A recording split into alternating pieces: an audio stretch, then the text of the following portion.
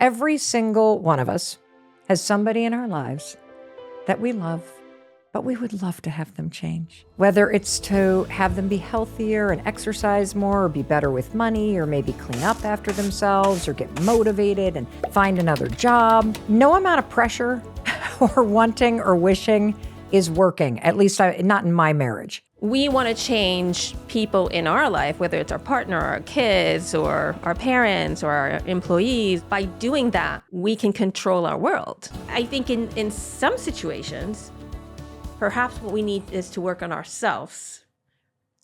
That's not the answer I want to hear.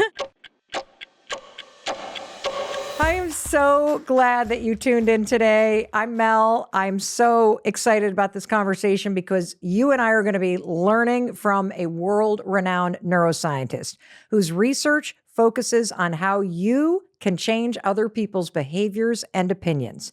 And you know how I always say that you should share these episodes with the people that you love? Well, this one you are really going to want to share because you're going to learn why guilt, pressure, fear, crying, pleading, threats, ultimatums are not working with the people in your life, and they're not working when the people in your life use them on you. And there's a scientific reason why. By the end of this episode, you're going to understand exactly what to do to motivate someone and yourself to change any behavior. Dr. Tali Sharot is a behavioral neuroscientist and the director of the Affective Brain Lab at University College London. Her research integrates neuroscience, behavioral economics, and psychology to study how emotion and motivation influences people's beliefs and decisions. And she's also the best-selling author of 3 books, including the brand new book, Look Again. Welcome, Dr. Sharot, to the Mel Robbins podcast. I'm so thrilled that you're here. I am so excited to be here. Thanks for having me. I was super excited to have you come on because every single one of us has somebody in our lives that we love, but we would love to have them change. Whether it's to have them be healthier and exercise more, or be better with money, or maybe clean up after themselves, or get motivated and find another job. And no amount of pressure or wanting or wishing is working, at least not in my marriage. So I'm just going to paint a scenario for you so that everybody who's listening, whether they're dealing with the situation or not, can start to apply it to that dynamic. So let's just say you have somebody that you love and they're sitting on the couch and it's a Sunday afternoon and they're happily watching golf. And as you see them sitting there, you feel this judgment and frustration rise in your body. And you start to think, why aren't they outside exercising? Why are they not like all the things that you would like for them to be doing? And I think we know in our minds that the eye roll or the, hey, it's nice outside, you should go for a run, is probably not going to work. But why do we have this desire to want to control what somebody else is doing? And so what are we getting wrong based on the research about trying to change other people? So there's a lot that we're getting wrong, but maybe just the premise that, when you want to try to change someone, obviously what they're feeling is you want to try to control me. Yes. Right? And that is really the worst thing. I mean, once someone feels like you're trying to control them, you're trying to restrict their agency, that lowers their motivation, then we feel anxious. Why do we have this desire to want to control what somebody else is doing? So the desire to control is the main desire of a human being, right? We want to control everything. And the reason it's kind of hardwired into us is because it is adaptive. If we can control, imagine a scenario, you can control everything. Well, then, right, you could get all the rewards, whether it is social rewards or just, money, food, that, and avoid all the harms if you were. So we have this instinct, right, of the need to control. We have a need. And then that's true for everything around us, right? And of course, there's individual differences, right? You have these like highly controlling people and people that are more relaxed, but it is this need that we all have to some extent. And I think for some people, they kind of learn to overcome the needs, and particularly in certain situations, like in a partnership, right? You have to learn that it's not helpful, right? And I think it's not helpful in a partnership partially because when you do those kind of things, it makes also the other person feel not only you're trying to control them, but that they're not enough, right? That you're kind of like seeing the negatives rather than the positives in this other person. So I think in some situations, perhaps what we need is to work on ourselves. That's not the answer I want to hear. How do we just let them, watch whatever they're watching? So, I mean, you have to pick your battles, right? First of all, thank you for explaining this because you're making me, and I hope the person listening, to stop and actually think about the bigger dynamic here. So on one hand, every single human being wants to feel a sense of control over themselves. And so when you use the word agency, is that what that means, that I'm in control of myself? Right. Okay. Exactly. So you want to feel in control of yourself. The person that is in your life, whether it's a partner or a parent or a child or a colleague, anybody that you kind of would like them to change something, you both are feeling this need to control your own world. And basically what you're saying, and I've never thought about it this way, is that my desire to want other people to just be a little better because it's going to help their health, it might help them with their money, it might make them happier, that's my opinion. My desire to control them is in direct conflict with their fundamental need to be in control of themselves and their own life and their decisions. Absolutely. And at the same time, part of the reason that we have a desire to change others is our desire to control.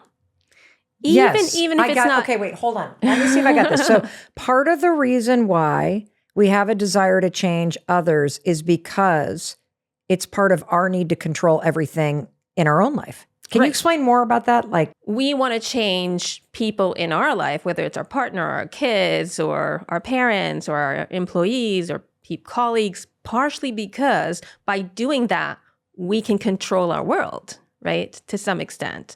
And I mean, it could be subtle and it could be not even something we're conscious of, but that's part of what's going on. Now, all that being said, we also have a responsibility to help others, right? To alter others. Even if we think we're not doing that, we're doing that. The way you behave, the emotions that you show to others, that what you do, your choices are going to affect people around you. We need to think about what is our influence and is it a good one, right? And we have more of it than we think. Because in fact, you're actually influencing just people randomly around you. So if you sit on, in the subway and you're eating an apple, you don't realize it, but that actually is going to influence what other people around you feel like eating or what they choose later. To some extent, it has some influence, right? Really? Yes. I mean, don't you feel that? You see someone eating an ice cream and you're like, a lot of times I see someone eating it and I was like, oh, I want an ice cream too, right? So it has some influence, but let's take another example. If someone's stressed, you don't know this person, they're just sitting, just in front of you on a subway, they will have some impact on your emotional state. And there's many studies showing that people are stressed or make people around them more stressed, even if they don't know them, even if they're not actual people in their life, right? Just random people. If you're happy and joyful, that also it's called emotional contagion, right? Mm-hmm. So that will happen. And it happens for a good evolutionary reason, which is if you're fearful or stressed, there might be something around us that is a reason that I should be fearful and stressed as well. Right. So I pick this up, right? The kind of little facial clues that say you're afraid. My brain is saying, ooh, she's afraid, maybe there's something dangerous here. And so I then have this fear as well. And this all happens really, really fast and really, really subconsciously. Or if you're very excited, maybe there's something around us that I should be excited about, right? It's not conscious, but our brain does this very, very quickly. So it's important for people to just consider that we have a lot of impact on people around us. And I mean, much more when it comes to people who are actually in our home, right? Our family or in our workplace. I already have a couple takeaways and I want to pause and highlight them to make sure that I am tracking because you're making me see things at a deeper level than I think I've ever considered. And first of all, I'm learning that, of course, we have influence over the people around us. Of course, you have the power to influence somebody's behavior for better or for worse. So that's one thing. And I think that's good news because you hear a lot of that, you can't change somebody else. I'm also realizing that the need to control your own life and your own surroundings is what's pushing you to push other people to do things. And so that may never go away. But what I'm hoping is that you can teach us how to be more effective with the influence that we have on other people so that we can influence them for the better. So let's go to the scenario where your significant other's sitting on the couch. They're happily watching golf on a Sunday. You come in and you see them and you immediately have this sense of judgment and you have an opinion and you have this desire to control. And I'm also going to say, in that scenario, I'm typically somewhat stressed. And so my stress in the situation, even though I think I'm a loving person and I really care about this person and I'm right, I'm certain that my significant other on the couch happily watching golf is picking up on my stress, either through the tone of voice or the eye roll or some hormone I'm emitting. And I would imagine that they then respond with stress. Is that also kind of part of what's going on, that you're escalating it without realizing it? Absolutely. And perhaps what you're trying to do is reduce your own stress, right? Oh, wait. By changing the other person. That's right, because change your emotional state, right? I mean, there's a lot of reasons why this could be. But A, if you're stressed and now I'm able to impact my environment, perhaps like change the behavior of my partner, that could actually reduce my stress, right? And so Yes. but maybe subconsciously what you're trying to do is reduce your stress. Or maybe you're stressed because, you are concerned about your partner. Maybe they have a heart condition and that causes you stress. And again, what you're trying to do is reduce your stress by altering the other person. It's so true, because if you're worried about somebody, because you're worried about their spending, or you're worried that they're not taking care of themselves, or you're worried that they're in a dead-end job, that causes you stress. And so you think the solution is make that other person change, and then this problem that I'm feeling goes away. And then we call it love. It's not that at all. So maybe we can dig into why exactly this doesn't work, because it is my mission that after this conversation, that as you listen to this, you not only have epiphanies and insights, but you've got a deeper understanding of why the way you've been approaching this for yourself and other people isn't working. And that should inspire you, I hope, to try a tactic that will, based on the research. Does fear ever motivate somebody to change? So it depends what kind of change you want. And here's the difference. Okay. Do you want someone to start acting in a certain way, going to the gym, working hard, right? Or do you want them to stop acting? And that matters. Like, for example, do you want someone not to share confidential information, right? Do you want to induce action or inaction? Okay, so I want you to listen. And as you're listening, I want you to think about whatever scenario. And does this work with both other people and yourself? Yeah. Okay, great. So are you trying to make yourself start to do something new, like exercise, or stop doing something like gossiping? Okay. Right. So fear is especially not effective if you're trying to get someone to act. Okay. Gotcha. So the proactive, you're going to go do this new thing, fear does not work. Right. So for example, telling someone, if you don't go to the gym, you'll be fat, right? Okay. That's a fear strategy. And you're trying to use a fear strategy to get someone to do something. Okay. Right? And the reason it doesn't work so well is because of something known as the approach avoidance principle. So what is that? To get the good stuff in life, whether it's a promotion or a chocolate cake or love, you need to do something. I'm thirsty. I need to move my arm to get this water and have a drink, right? Yes. So to get the good stuff, on average, we need to act. And so our brain has evolved in this kind of environment where there's a connection between a reward and an action. Okay. And so when we concentrate about the reward or we expect something good, a go signal is activated deep in our brain and it makes us more likely to act. That's cool. On the other hand, to avoid the bad stuff in life, whether it's untrustworthy people or deep waters or poison. Often, not always, but often what we need to do is not to act. Yes. Right? And so there's a connection that kind of evolved in our brain where when we expect something bad, there's a no-go signal deep in our brain, goes all the way to our motor cortex and makes inaction more likely. It reduces action. Of course, we're sophisticated creatures. We can overcome this. So that means if you think something bad is going to happen, mostly you first freeze. Only then you do something, right? So a reward, I'm running. Bad thing, I'm standing put, right? And so you can see why to motivate someone to act, it's better to kind of highlight the reward, not the fear, because fear causes inaction. That's huge. Okay, so I just want to make sure that I got this because I think I just really understood it. You're basically saying anytime that you use fear or a make wrong on yourself or someone that you love, it causes you as a human being to freeze. Yes.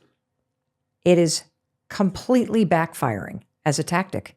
If you're expecting somebody to go proactively be better with money or to look for a job or to have healthier habits or to get out of bed earlier or to help out more around the house, if you're using fear and make wrong, the immediate reaction internally is paralysis, fear, hesitation. Yeah, that's the immediate reaction. Wow. And of course, you can overcome this, So I'm not saying anytime that people are afraid or anytime that you use fear is not going to work, but that's kind of the basic mechanism. We've done really simple experiments where we ask people, they have to press a button to get money. Yeah. So that's a reward. Action, reward, right? And then we have a condition where they have to press a button to avoid losing money. So they have to act to avoid a punishment. They're much better at pressing the button to get the money, right? Of course. Pressing the button to avoid losing the money. That makes a lot of sense. Let's just take an example like somebody that you love is vaping or smoking or doing something that we know has a very negative impact on your health. And you get frustrated and you're just like, you need to quit vaping. I'm really scared you're going to die. Your lungs are going to blow up, like whatever you end up saying and erupting at somebody. Why does that kind of like scaring tactic not work? One of the reasons is that we tend to think automatically it won't happen to me, right? Yes, other person who will smoke, they're going to die young, they're going to have lung cancer, but I'm probably going to be okay because I have these special genes. Often what we find is that actually reframing the message and making it about positive and progress works better. So I have a few girlfriends who smoke, and sure, they are concerned about cancer, but I see that really what's driving them to try to stop smoking is that they want to have a nicer glow, better skin, right?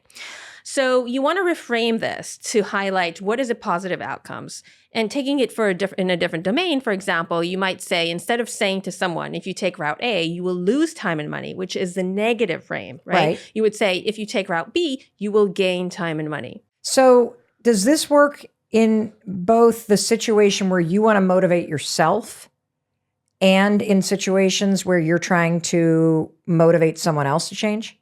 Yes, absolutely. And in many cases, the kind of things that help us in changing others, we can also use on ourselves. In your research, you say that there are 3 different types of way that you can motivate someone or yourself to change. What are the 3? And then let's walk through them one by one. So one is social proof, right? Social incentives. What are other people doing? It is a relatively easy way to change behavior, right? Highlighting the positive action of others. And let me give you an example of how this is done. Maybe we'll start kind of like on a large level, then we go into our personal life. Great. So the British government, they used to send a letter to people who didn't pay their taxes on time. And they said, it's really important to pay your taxes. And that didn't help very well.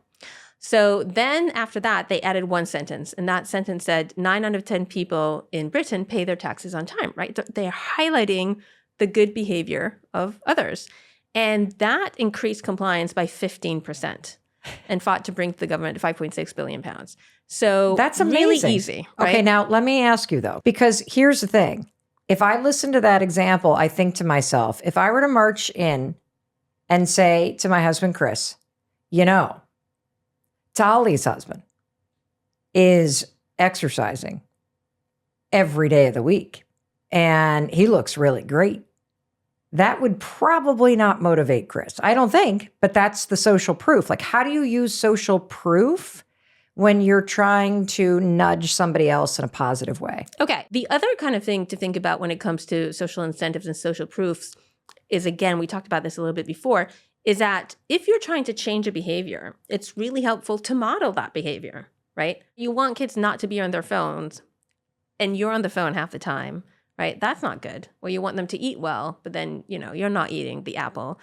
Well, that's not good. So you need to model the behavior. And so with like getting your husband to go out and run, you can come in and like be like, oh, ready for a run. And then, try to convince him to come along with you, right? Maybe it's more like for you, right? Got it. You know, the joke of the example that I gave you is that Chris is the one that exercises and I'm the one sitting on the couch. So I've another one of the 3 ways to motivate people is immediate reward. Right. Can you give an example of how you can create an immediate reward from somebody else? And how do you even figure out what's a reward for someone else that they might respond to? So one clear immediate reward that everyone loves is kind of like reinforcing them, social feedback. When they do something and you say like, ooh, that's great. So a friend of mine, anytime when I ask him about like, oh, how are your kids are doing? Or I asked him about something that he told me he was having trouble with. He was trying to get over. There's like sometimes a colleague that he was having a problem in, and then like a week later I was asking, oh, what happened? What he always says is like, oh, thank you for asking. And by saying thank you for asking, that causes me to want to do that kind of thing again, right? To be kind of perceptive about what people are telling me, to ask about it. So he's basically reinforcing this behavior by giving me an immediate reward. The moment I did this, he said, thank you for asking. And that's my reward, right? This is so fascinating. And I think it's really important. And so I want to see if I am tracking with you and go back into our living room where that unsuspecting person is sitting on the couch happily watching golf, and you walk in the room and you're really stressed out. And if we take what you just told us to do based on the research, if you were to do something negative and you were to pressure them, you should go, nah, nah, nah, or whatever, I'm not going to let you turn off, that you're basically saying the brain doesn't even absorb it. They just tune you right out and they are not motivated. But if you were to go, hey, honey, it's beautiful outside. And if you go outside and you actually get your run in after this golf match is over, you're going to be so much more energized tomorrow morning that would be a better way. Yes, absolutely. I had someone tell me that they learned about this and then they went back to their teenage boy, which usually they had a lot of struggles in the evening about when to go to sleep, right? And they usually said, well, if you don't go to sleep by 10 p.m., you're going to be tired the next day and so on. And it didn't work. But then after reading the book, she went back and she said, if you go to sleep early, you'll look better and be more energetic for your girlfriend. And she said that worked perfectly well. Well, I mean, it's such a simple trick, but it makes so much sense. Yeah. And I'm even thinking about it with myself. Like I'm constantly shaming myself. Oh, I should get up. I should do this thing. I should do that other thing. Versus thinking about, well, what do I actually care about? Like if I were to do this, I'm going to feel better in an hour versus, you.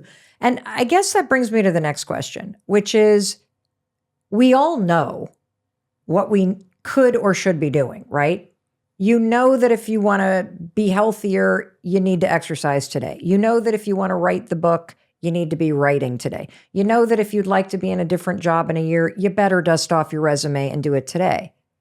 Why is it so hard to make ourselves do those things? Why do we procrastinate when we know what that positive thing is that we do want?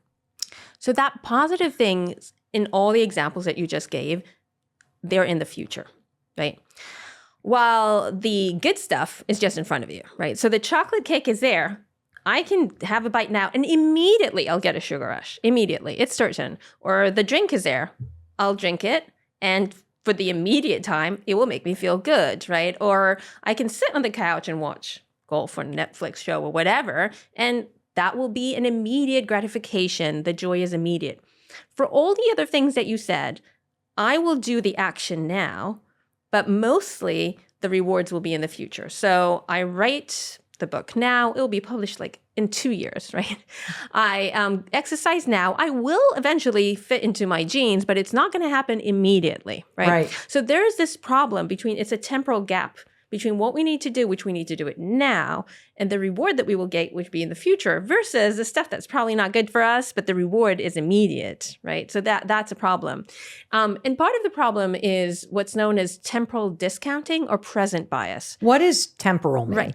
Oh, temporal is just time. Oh, right? okay, great. So there's a huge gap of time between the action I need to take and the long-term benefit of taking this action right now. Right. And there's this thing called temporal bias or temporal discounting, which is basically this phenomena, which makes sense, by which we value things in the present more than things in the future. It's not that we don't care about the future. You care about the future. But if, for example, I tell people, what would you rather have, $100 now or $110 next week? Most people will take $100 now. We discount the future to some degree, which, if you think about it, makes sense because the future is uncertain. Yes. Right? Maybe I'll go to the gym and I won't actually end up, being able to get into my jeans. Maybe I'll write the book, but it'll be a failure in the future. So the future is very, very uncertain. So plus, you've also taught us that we have this imperative personally to stay in control. And so what is also in my control right now is the $100 that you're about to hand me or the Netflix show that's on right now. And so is that playing a role in this too? Yes, I think because we have more control now, right? At least a perception of it.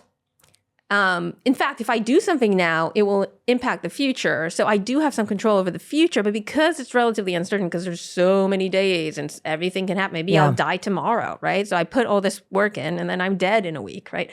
So it's easier to just go with the immediate. It's more attractive, right? And is there a trick to get yourself to act now and do things now that are hard that actually make your life easy in the longer run? The number one trick is to give yourself immediate rewards. What do I mean? Let's say, usually when you think about going to the gym, you say, I want to go I don't want to, but I need to go to the gym so I can get these future rewards, which I'll be skinny and healthier and whatever in the future, right? But think about what will you get immediately? Or you can do that for someone else, right? What will you get immediately if you go now to the gym? Not only what will you get to the future. So let's say for yourself, it might be someone told me anytime they go on the treadmill, they allow themselves to watch like a trashy show that usually they don't allow themselves, right? That's the immediate reward. Or you go for a run and you listen to a podcast, right? Immediate reward. And you can also give it to someone else. There was a woman who came to me after a talk and she said she wanted to get her husband to go to the gym. Yep. And he didn't really like it. But then eventually he went one day. And when he got back, I don't think it was intentional, but she kind of like touched his arm and was like, oh, I can really feel your muscles, right? And she said, well, that did it, right? That caused him to go back the next day. So that was the immediate reward. You know what else I'm gaining from your research is that if the mistake that we've been making by pressuring, judging, guilting, all that other stuff highlights the bad behavior, then when you give your love and attention, appreciation to calling out the good behavior, you are really now helping them move toward that. Instead of creating that paralysis, you're actually fueling the tank, so to speak. That's super cool. Yeah, and make sure to do that. For some reason, like, our kind of automatic reaction is kind of to focus on, oh, they're not doing that enough. And when people do, we just we might in our head say, oh, that's nice, but we have to actually verbalize that, Yes. My daughter, for example, she in general doesn't eat much or doesn't like to eat, anything that's healthy for sure. We went out and she ordered a sandwich that had like vegetables in it. And I said, oh, Olivia, well done. I'm so proud of you, So you have to highlight that when people do these things. Yes. A lot of people read that. A lot of people read that like condescending though. You know how sometimes if somebody I don't know if there's any advice or research on this, but I find that sometimes when people are really defensive, or at least scenario with the kids, when our son finally started eating things that were green instead of a chicken nugget and a French fry. And I'm like, finally, that's great, a vegetable. Because I don't know when. Double digits, at Double least. digits. We were way into the double No, I digits. have one. One is eating fine, but the other one's not. But so, there's probably, before you let it out of your mouth and it's kind of calling out the finally you're doing it. I'm really proud of you. The way that you do it with adults, for example, like my husband has this new thing where he gets up, he doesn't wake me up, he gets the kids ready to school, he takes them to school, and I just get to sleep. And how amazing is that, right? How did you train him to do that? I don't know why he decided one day to start that. And he knows I don't like mornings. And, if I can sleep just like another hour without anyone waking me up, that's great. But I make sure to say like, oh my God, thank you. That was so great.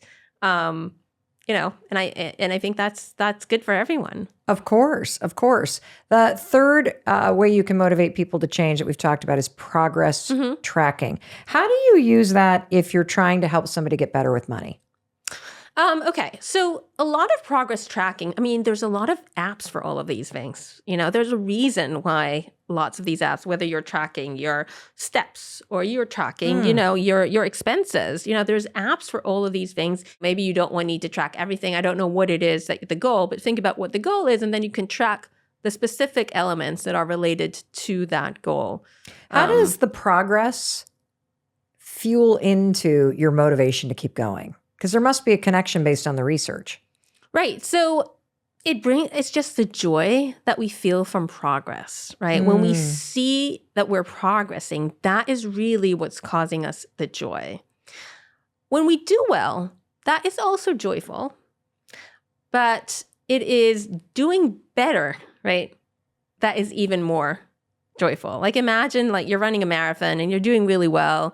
You do like 3 hours, 30 minutes. And then the next year you do 3 hours, 30 minutes. It's still very good. But imagine it's like, oh, now it's 3 hours and 28 minutes, right? It's so much better because there's some kind of progress. Right. We really like seeing ourselves. And in fact, if we kind of even if we're in the top of our game, if we are not progressing, we're just maintaining. Yeah. That can actually be extremely demotivating. We always need some progress in our life. And it makes sense that our brain has evolved to be like that, right? Right. Because what that does, it causes us to try to progress, right? It causes us as an individual, but also as a species to kind of go ahead and because imagine think about your first entry-level job. When you got it, you were probably really, really happy, right? But of course, after a while, you kind of are hoping for something else. You're hoping for that promotion. You want to see some progress. And it's just the way that we are wired up, and there's a good reason for it. One of my favorite experiments actually that show this is about hand washing. Okay. So we all know that hand washing is really important, right? And especially important, to avoid the spread of disease, and that's especially important in hospitals and in restaurants. So in a hospital in New York State, a camera was installed to see how often medical staff actually wash their hands before and after entering a patient's room. Oh, man. Ew. And they found... I don't know if I want to know this. They found that only 1 in 10, only 10% of the medical staff wash their hands before and after entering a patient's room. Now, this was before the pandemic. Okay. Hopefully numbers are different now, but still 10%. Okay. So they put an electronic board, and to be clear, the medical staff knew that the camera was installed, right? So it's not like it was a nanny camera situation. They knew the camera was installed, and yet it was only 10% that actually washed their hands. And then they made one change. They put an electronic board that told the medical staff how well they were doing. Every time they washed their hands, immediately they got positive feedback saying, well done, good shift. They could see it. The electronic board was above the patient's door, right? Wow. And they saw the numbers going up of the current shift rate and the weekly rate of people washing their hands. And the compliance, so the number of people who wash their hands, went from 10% to 90%. Holy cow. Which is huge. And it stayed there for quite a while. It was such a big effect that they wanted to make sure that it was real. So they replicated it in another division in the hospital. And here they found something very similar. It started at 30%, so 1 in 3 washed their hands, put the electronic board with, the feedback, the well done, good shift, and it went up to 90% again. And so why does that work? It works for all the reasons that we just discussed, which is The normal approach is just to tell the medical staff, if you don't wash their hands, there will be bad things in the future, illness and disease, so you have to wash their hands, right? Right. And A, it's in the future. B, it's something bad, so it doesn't cause me to act. So now they flipped it over, and now you're washing your hands to get a positive message, which is immediate and it's positive, right? And how about the fact that you're also seeing that other people are doing it? Does that impact your desire to move toward it and adopt this positive behavior? Right, absolutely. So there's two other really important things here. One is it's social proof, Yep. right? I'm seeing that 60%, 70%, 80% are doing it. I don't want to be the one who doesn't, right? I want to do the good stuff, which is what other people are doing. This is very helpful. I know that sometimes when you take one of these like city bikes, there's actually a little electronic board telling you how many people have taken these bikes today in the city. Okay. And that's kind of like, that makes you feel like, oh, A, I'm part of this big group. Yep. And B, like a lot of people are taking bikes, being green. Yep. Yeah, Yep. that motivates me to do the same. So that's social proof. And the other nice thing about it, the numbers keep going up. And the same thing with the bikes. They kept going up because people are taking bikes all over the city, right? So you're kind of there, you're about to take a bike and you see the numbers going up. And when you take one, the number goes up as well. So that's very gratifying. Yes. And same thing with the hand washing. You wash your hands, numbers go up, you see it going up, there's progress. So you're a parent. How the heck do we apply this to our life? Like, how do I use this to maybe get the kids to do chores, to get everybody to help out? How do we apply this? So in fact, I would say with kids is the easiest thing to do. Okay. Right? So first of all, let's start with the very beginning. You don't want to control or give them a sense that they're control. Yep. Right? That you're telling them what to do. Mm-hmm. So for example, let's say you want them to eat vegetables. Instead of saying, here, eat your carrots, say, do you want carrots or would you like cucumbers? Right? So there's a choice, right? Okay. Or even better, make your own salad. So they're in control, right?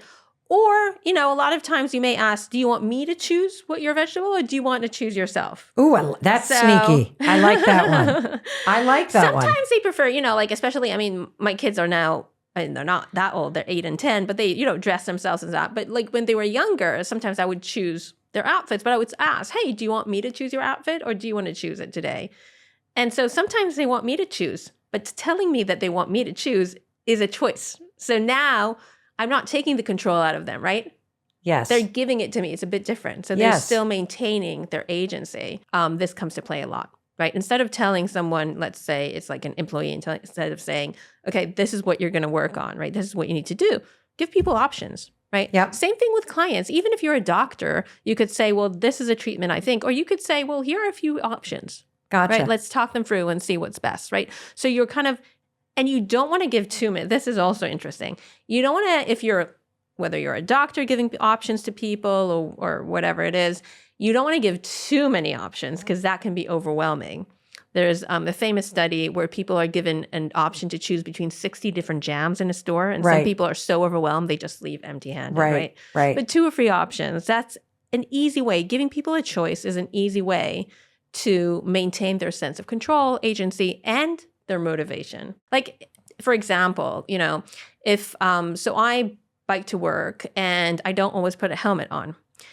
And so. Because you're the exception? Right. Come on, Doc. What are you doing? You're not following your own advice. This is not good, right? Right. And so what I do is I say, okay, anytime that I get to work and I have my helmet on, I'm allowed, I can have a little Hershey chocolate or something like that. Something small, right? So that's a reward. Right. Can I just underscore something? You are one of the number one neuroscientists in the world. If anyone's brain needs to be protected, it's yours. So I love the fact that you just admitted, after trying to teach all of us how to change other people, that you yourself believe you're the exception and you have to reward yourself to put a helmet on. Yeah, I have to say, it's probably true that it's partially because I think I'm the exception, but it is an odd thing. And it's more about convenience, right? So in London where I bike, I had this really bad helmet. So I did put it on every time, but it was obvious that it's not going to help, right? It was just not even fitting. And I knew literally and I knew finally arguing for why you don't wear the helmet? No, finally. No, I was wearing the helmet. No, I was wearing it, but I knew that it was just to tick a box. Yes. But it wasn't like it wasn't even fitting. If something happened, it wouldn't. It was like wearing a hat. The helmet was so bad. And it months and months and months until I finally, and I kept telling myself, I have to go buy it. But finally I did. But this was months and months and months of biking in London with a helmet that absolutely wasn't protecting me at all. Here's what I've learned. You needed to attach an immediate reward to that helmet and to the wearing it. Otherwise, you were going to avoid doing it at all costs. Right. Well, I mean, I did this in this specific example. I was wearing it, but it wasn't good. I had to, what I was trying to do is get myself to go to a store to buy something that's better. Right. And I was like, well, I don't have time. When am I going to go? Right. Of course.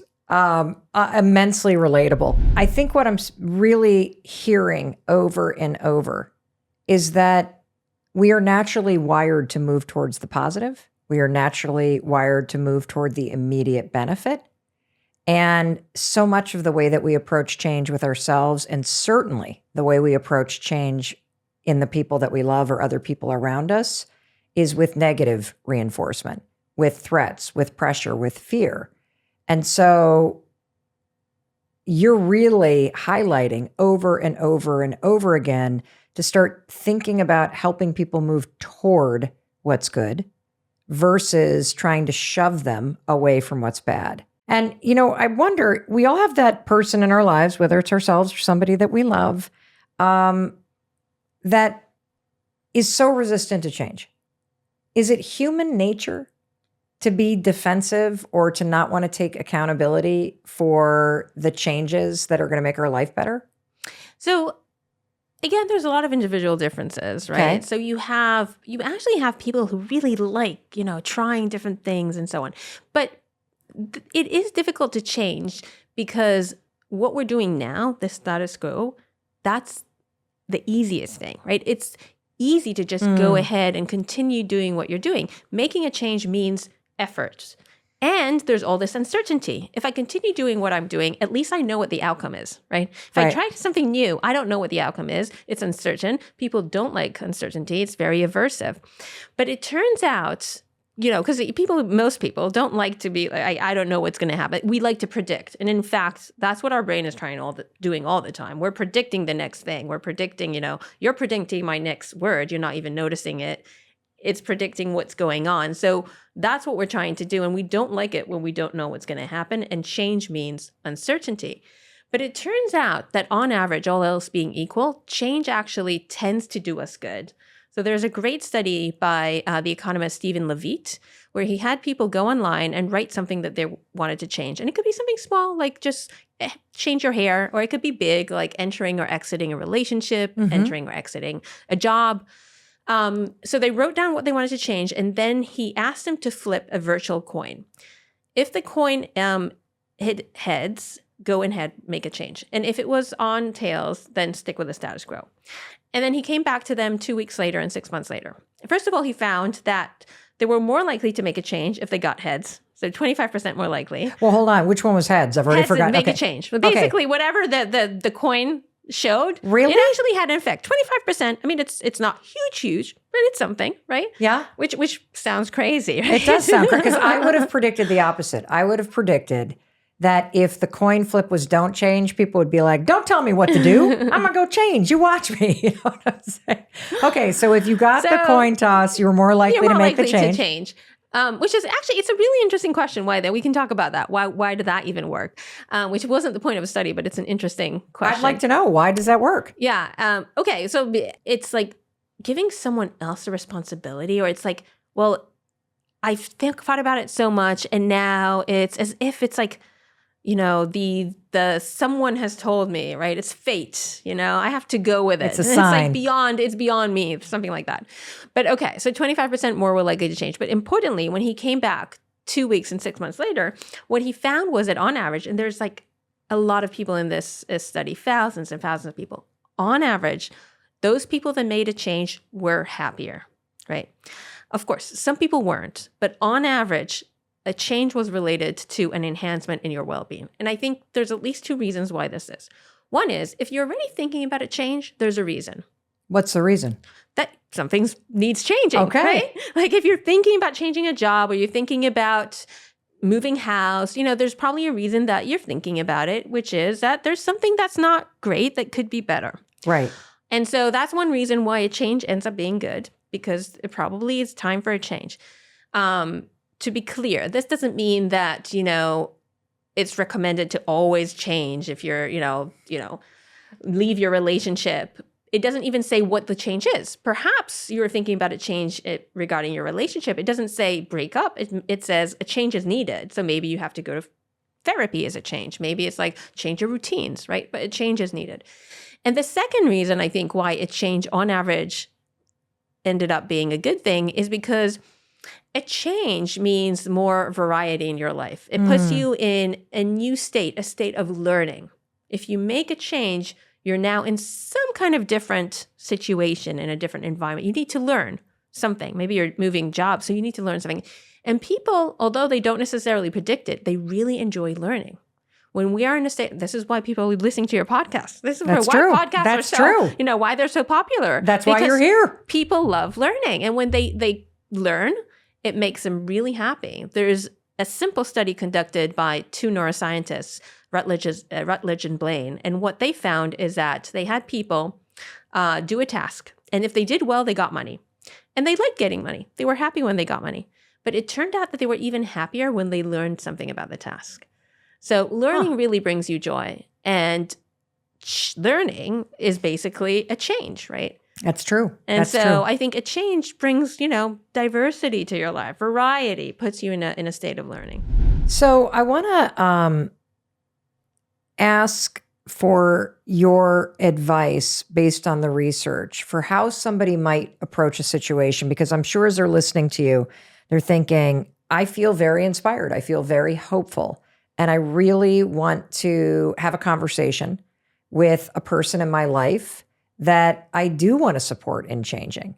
Is there a certain way to approach a conversation or specific things to say or not say to somebody when you want to talk to them about like a touchy subject? Finding a new job, taking better care of yourself. How would you approach that to set the dynamic up for success with another adult? Yeah. Okay. So I think there's a few things that you kind of want to avoid that we talked about, right? Not seeming like you are giving them a prescription, right? Okay. But rather what you're doing is kind of exploring different options. And also, I think the focus has to be on what they want, not what you think they should want. Because maybe what they want is different from what you want for yourself or what you want for them or what you think they should want for themselves.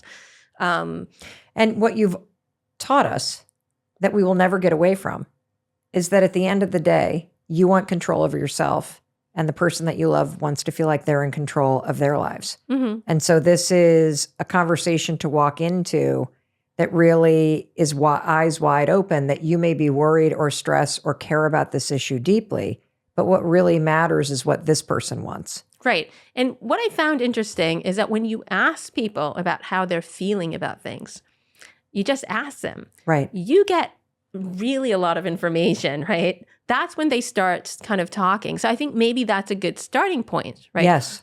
Something like, so how are you feeling about what is you want to talk about, like the work? How are you feeling about your job? Do you like it? Right. I mean, that is very helpful. I've seen it with my team. So we have a discussion at least once a year, if not more, where I'm just asking them, okay, tell me how you're doing, right? And that simple question, which I don't think we ask enough, you get so much information. And from that point, you can really you really want to focus on the other person about what is it that they do that they like and what is it that they want to change, right? Where are they trying to go? That's true, because if somebody doesn't want to, they're not going to. And it doesn't matter how much you want it. And so getting them to start to talk about how they feel about their health or their financial situation or where their career is going and what they would actually want, that's how you start to tap into some of the fundamental things you've been talking about. What do you do, though, if you have somebody that's just like extremely resistant to change?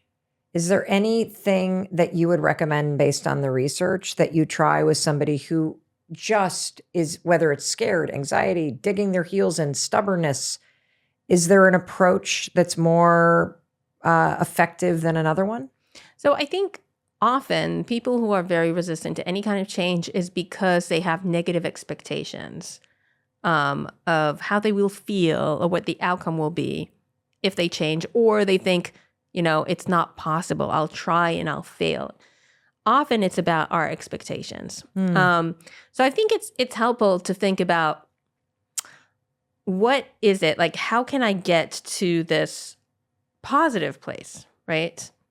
If it's really about people having negative expectations of either what they could do, or like once they get there, what would be think about, okay, maybe we can get there by making a specific plan, right? So I think changing these expectations, which in fact means making people more optimistic about something, is motivation for action. And for I change. also think I feel like I know a bunch of couples that the dynamic is really more about the control. It's not about the health. It's not about like the issue at all of finding a new job. It's that the second that one partner says, I would really like you to take better care of yourself, the other person feels like they're being controlled. And as long as they don't change, they're now in control of their own life. And their spouse can't tell them what to do. And so I think oftentimes you get in these standoffs with people where you're arguing about health, or you're arguing about a job, or you're arguing about something else. And it's really that this person doesn't want to be controlled by you. So we've focused a lot on other people, but what are the best ways to motivate yourself to change? Okay. So first of all, I think that we have a lot of focus, and we focus a lot about the things that are not good enough, right? We need to change. We need to become better. I suggest as a first step, maybe let's take some time to think about the great things that we have done. A lot of very difficult things. And every one of us has done really difficult things and obstacles, and a lot of things that we do are quite hard, and you all have like great skills. And let's focus on that for a while. Because I know even, and it's true for everyone, but even if you look at this, like uber successful people have done great things.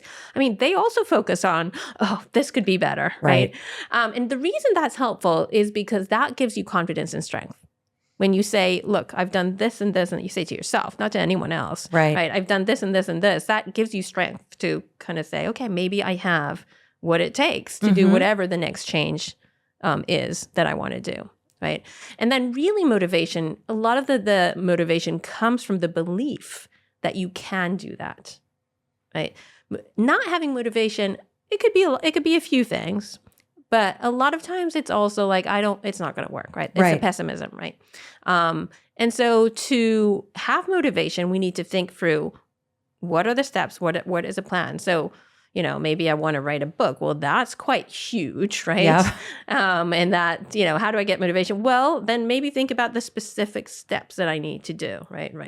Write the outline first, right? Let's do, and then 10 pages at a time. So all of these things, and just focus on those. And then start to think about, what is it that I've already done in my past life that suggests that I can do this? And it could be things that are related, so if we're thinking about writing a book, well, maybe you wrote like articles. Or it could be things that are unrelated. You're like, well, I gave birth. That was quite hard. Yes.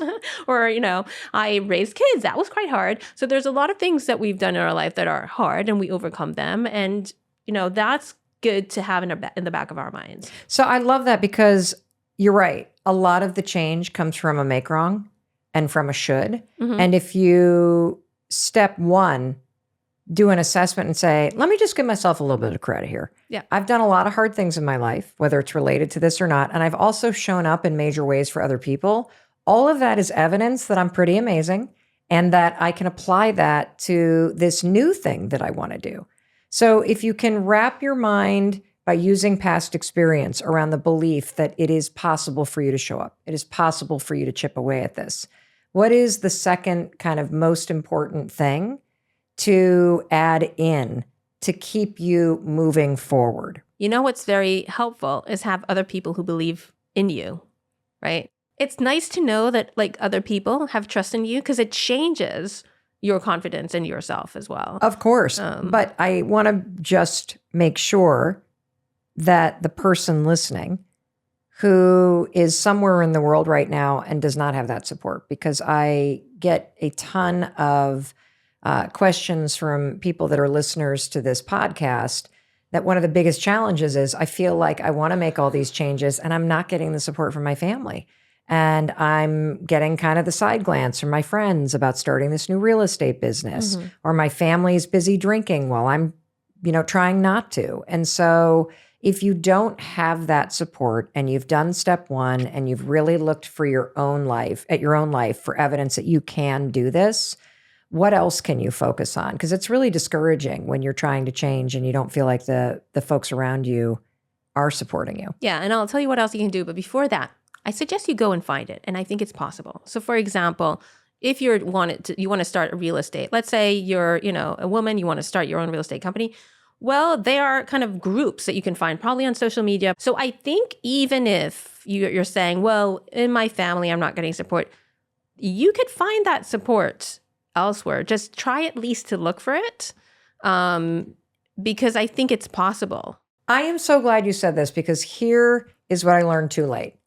I have looked to my family to support me through experiences that they do not understand.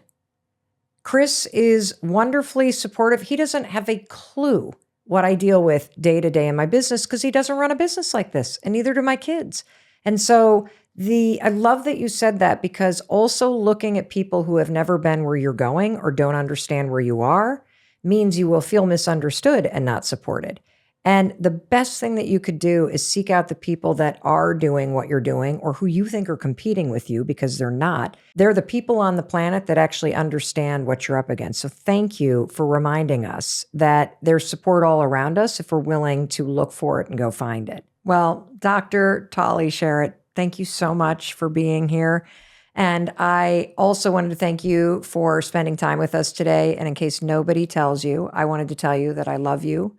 I believe in you, and I believe in your ability to not only create a better life, but to take Dr. Sharot's words to heart and start experimenting, start trying new things, stop pressuring the people in your life to change because they don't want to hear it from you, and focus on changing yourself and your own life for the better.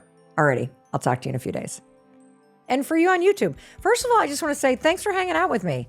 Thank you for taking time to watch something that will help you improve your life. And I also want to thank you in advance for taking a second and hitting the subscribe button. Here's what I know you're thinking. What do I do now, Mel? Well, I'll tell you what you're going to want to do. You're going to go right here. I've got a whole new video for you. It is 5 ways to improve your subconscious mind and be happier in 2024. You're going to love this. It is amazing insight from Stanford's Dr. Paul Conti. Check it out.